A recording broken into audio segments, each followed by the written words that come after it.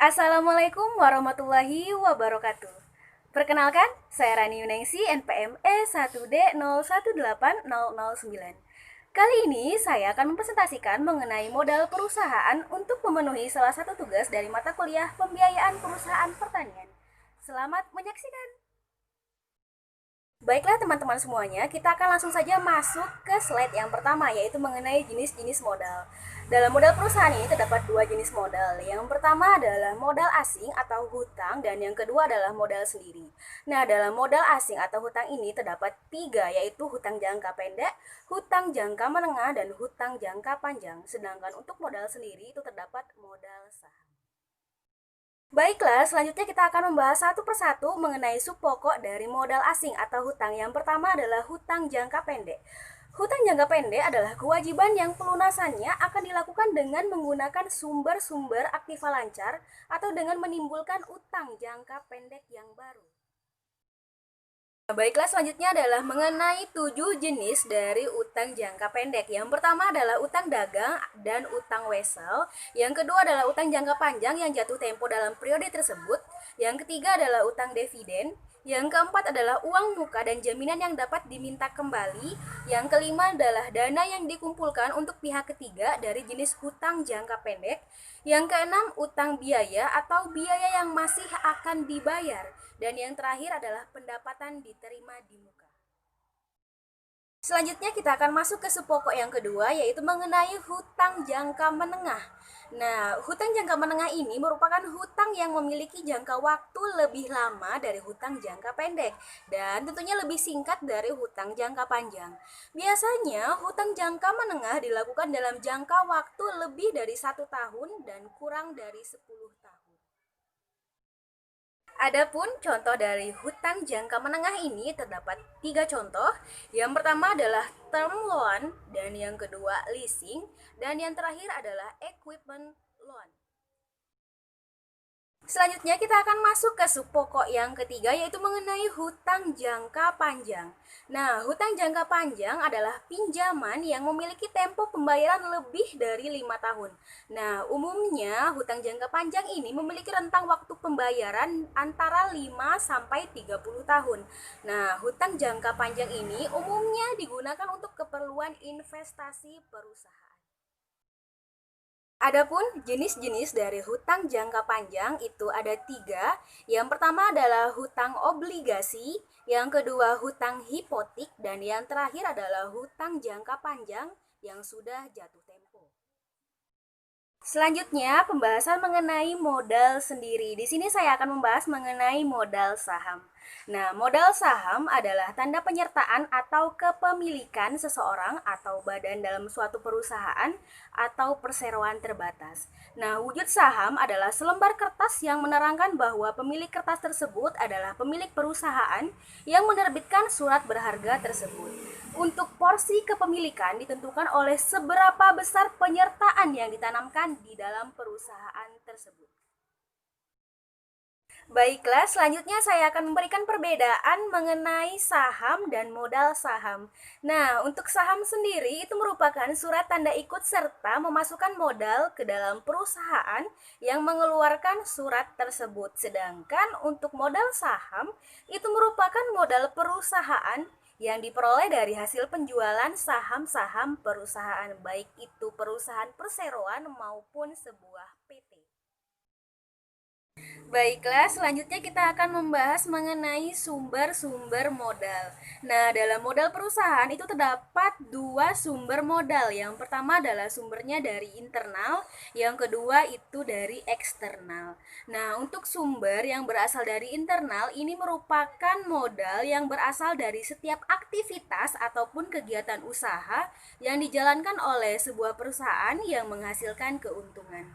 Nah, beberapa sumber modal internal perusahaan yang dapat digunakan yaitu diantaranya adalah laba ditahan, kemudian akumulasi penyusutan, dan beberapa modal lainnya.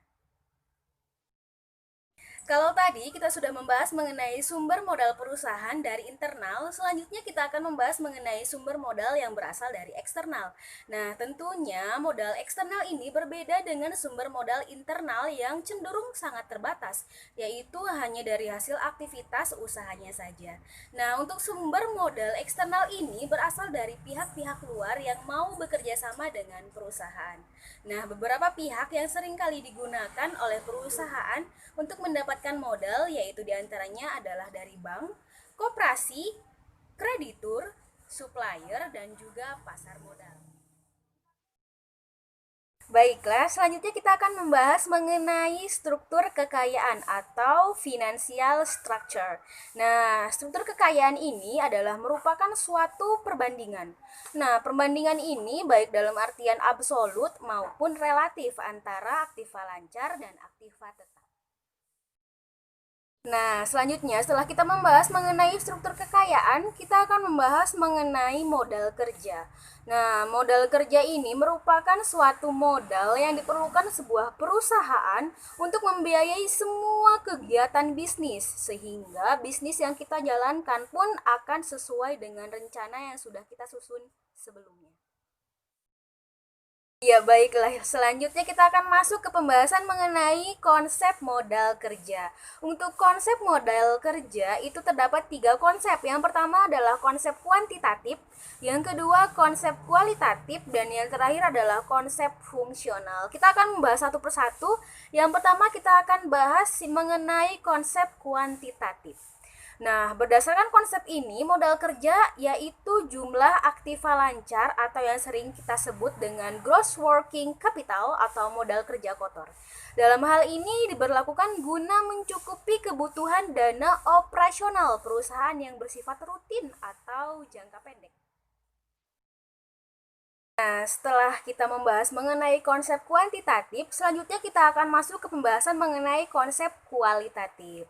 Nah, dalam konsep kualitatif ini, modal kerja yaitu kelebihan atau selisih jumlah aktiva lancar terhadap kewajiban lancar. Nah, jumlah aktiva lancar ini bersumber dari pemilik perusahaan maupun pinjaman jangka panjang. Konsep ini juga disebut dengan net working capital. Selanjutnya kita akan membahas mengenai konsep yang ketiga yaitu konsep fungsional. Nah, dalam konsep fungsional ini akan menekankan sekali fungsi pada dana perusahaan untuk meraih laba atau pendapatan usaha pokok perusahaan. Nah, sejumlah dana perusahaan dipakai untuk peningkatan laba perusahaan. Semakin banyak penggunaan dana, seharusnya akan semakin tinggi pula laba yang diperoleh oleh perusahaan tersebut. Dan sebaliknya, semakin sedikit penggunaan dana, seharusnya juga akan semakin sedikit pula laba yang akan diperoleh oleh perusahaan tersebut. Selanjutnya, kita akan membahas mengenai penggunaan modal kerja. Yang pertama adalah untuk pengeluaran gaji karyawan, upah, serta biaya operasional perusahaan lainnya. Yang kedua, untuk pembentukan dana. Yang ketiga, pembelian aktiva tetap seperti bangunan, tanah, mesin, dan kendaraan. Selanjutnya adalah untuk pengeluaran pembelian bahan baku, produk, atau barang dagangan. Dan yang terakhir adalah digunakan untuk menutupi kerugian yang disebabkan oleh penjualan surat-surat berharga perusahaan. Selanjutnya adalah fungsi modal kerja. Yang pertama adalah jika perusahaan memiliki modal yang cukup, nanti saat terjadi krisis, perusahaan akan terlindungi bila terjadinya penurunan nilai dari aktiva lancar. Yang kedua, perusahaan bisa memberikan syarat kredit bagi konsumennya dengan lebih lunak dan juga lebih menguntungkan. Yang ketiga, operasional perusahaan dapat berjalan dengan lebih efisien. Itu disebabkan karena perusahaan tidak mengalami kesulitan saat mendapatkan produk ataupun jasa yang diperlukan. Yang keempat, dengan memiliki modal, perusahaan akan dapat membayar semua kewajiban yang dimiliki secara tepat waktu. Yang kelima, perusahaan dapat memiliki persediaan dalam jumlah yang cukup agar dapat melayani pelanggannya dengan lebih lancar. Adapun faktor-faktor yang mempengaruhi modal kerja yaitu diantaranya yang pertama jenis perusahaan, yang kedua adalah syarat kredit, Yang ketiga, waktu produksi. Dan yang terakhir adalah tingkat perputaran perusahaan. Baiklah, itulah presentasi yang dapat saya sampaikan pada kesempatan kali ini. Saya mohon maaf apabila masih terdapat banyak sekali kesalahan dan kekeliruan. Semoga itu semua bisa bermanfaat bagi teman-teman semuanya yang melihat video ini. Langsung saja saya akhiri. Wabillahi taufiq wal hidayah. Wassalamualaikum warahmatullahi wabarakatuh. Sampai jumpa semuanya.